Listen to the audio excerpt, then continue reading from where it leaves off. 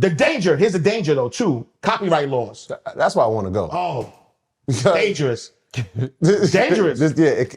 Because I'm thinking, and I sent this article yesterday to Shadi, right? New York City did ban it, but Bill Gates said this is the most important technology since 1980. 100%. So like think about all the things that have come to the world since then, the iPhone, obviously the internet, for the common folk.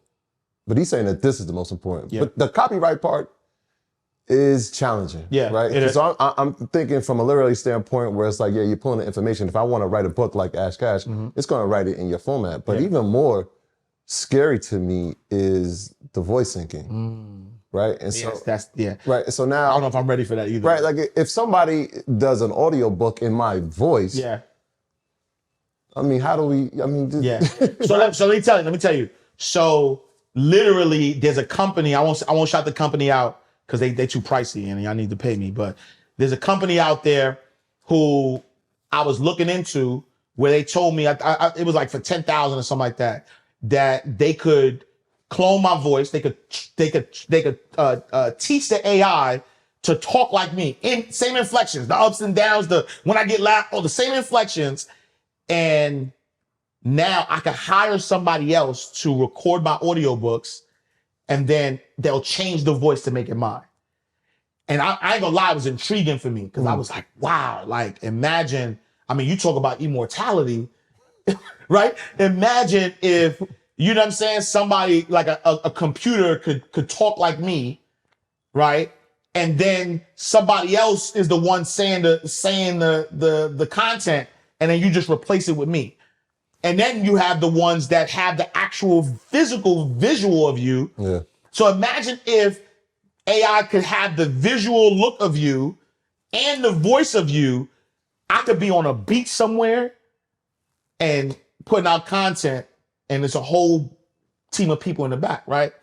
The problem with that is now you could potentially be saying stuff that you actually did not say, right? You could actually be held liable for, I mean, I've watched episodes of Blacklist and people got killed. I mean, it's only a movie, but people have gotten killed, arrested for deep fakes. You know what I'm saying? So I think the deep fake thing is real. Anything that happens in the movies will happen in real life eventually. Yeah. The deep fake thing was crazy because I watched that on 60 Minutes.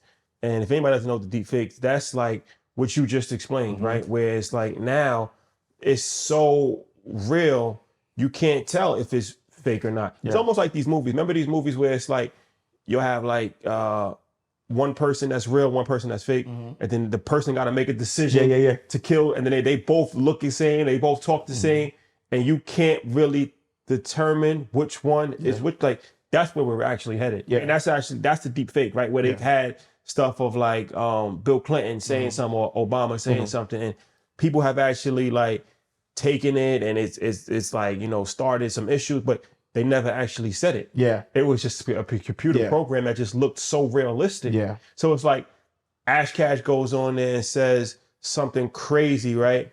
And now he's getting canceled. Yeah. But you're like, I didn't say that. Right. You're like, but you did say it. Right. Like, what if Kanye didn't say it? Right. Facts. What if he Facts. What if, right. I have to figure out a different way to verify who you Right. are. Exactly. and that's the scary part though, right? The scary part is the court of public opinion doesn't care about truth. If the court of public opinion cared about truth, then it wouldn't matter.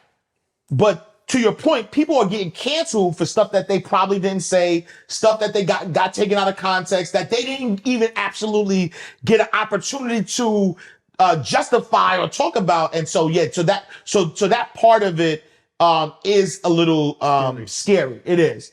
Using it for books, I approve that message 100%, right? Because I believe that whether it's AI writing it or not, the information is the information. Whoever gets it out there first. And matter of fact, it's not even about who gets it out there first, because, us as financial educators, we did not create these plays, right? Like we learned these plays and we're just regurgitating it based on what we learned, based on what we applied, right? But guess what? They rock with y'all because of y'all. They rock with me because of me. And so at the end of the day, like we got to get out of the lack mentality and feel like, well, let me just keep this knowledge to myself because if I put this knowledge out, somebody else is going to get it. No, the truth of the matter is that, your sheep know your voice. The people who are gonna rock with you are gonna rock with you because of how you present yourself in the world. The people who gonna rock with me are gonna rock with me the way because of how I present myself in the world.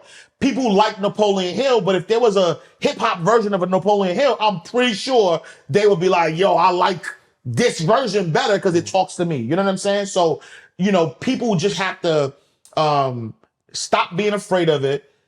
Get comfortable being themselves and just put out your content in your, don't try to be like nobody else. Put your content out the way you would put out your content and just keep putting it out until you find your tribe. And once you find your tribe, just lock in on them. You know what I'm saying?